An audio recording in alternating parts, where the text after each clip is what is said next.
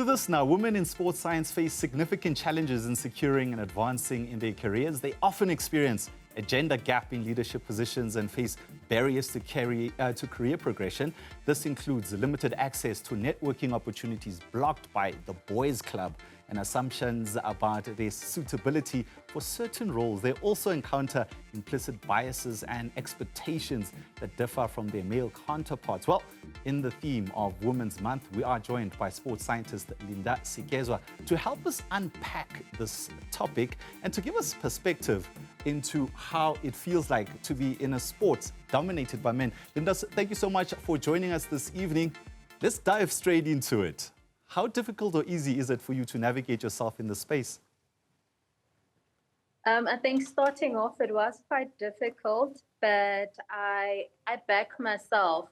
So I make sure that I get into spaces where, people wouldn't normally expect me to be in there, but I know what I want for myself and I know what I want to do for the advancement of women in sport.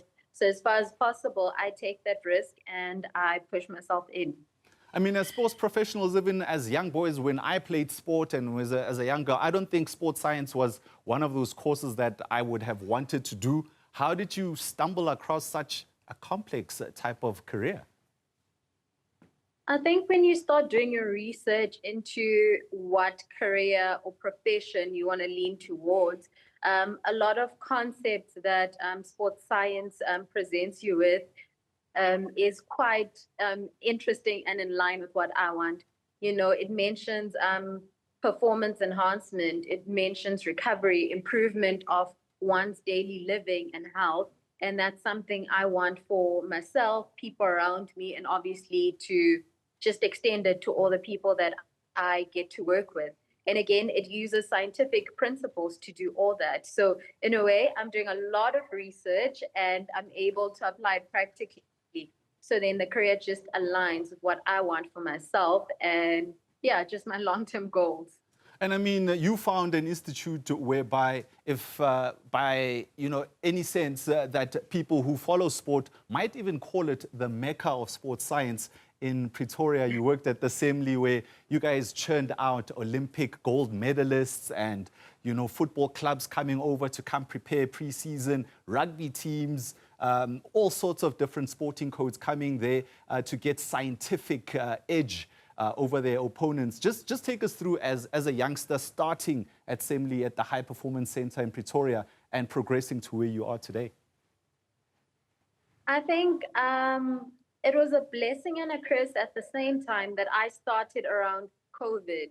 So a lot of things were kind of halted in the moment. So then it allowed me time to gain my confidence and actually expect that, bigger teams will be coming in, we'll have national teams around us.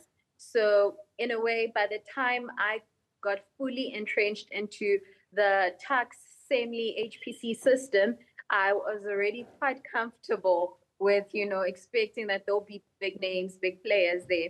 And the only thing I told myself is that, as a female in this industry, I just need to make sure that everyone knows that I am here because I deserve to be there, not because there was a certain, quota that had to be met. So they got a female to join the team, And how does science fit into sport? I mean, just sounds a bit weird, bizarre, doesn't it? I mean, it does sound weird because you're like, I can just go run, I can just play soccer.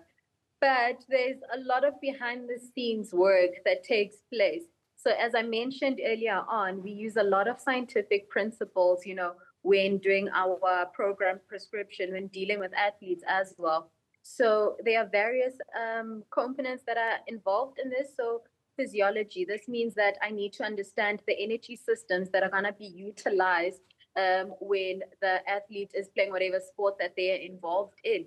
So for example, if there will be a bit of sprinting involved, then I know that, that's an event that's quite short, meaning it's going to stress the ATP PC system. And because I know that when I do my training, that's the system that I need to be stressing.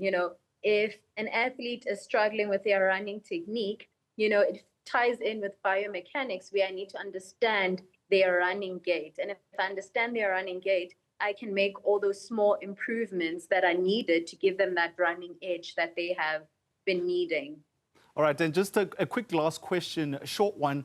How early does an athlete need to start incorporating science into their activities if they want to be a top achiever?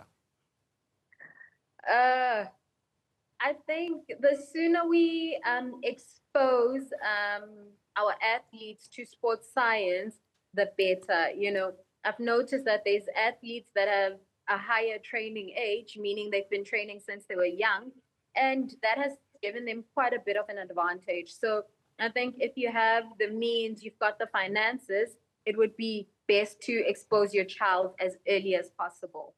Linda, I'm afraid that we are flat out of time. That's where we're going to leave it this evening. Thank you so much for joining us. Linda Sikweza, a sports scientist who says, perhaps let's put some formulas into the way we do sport.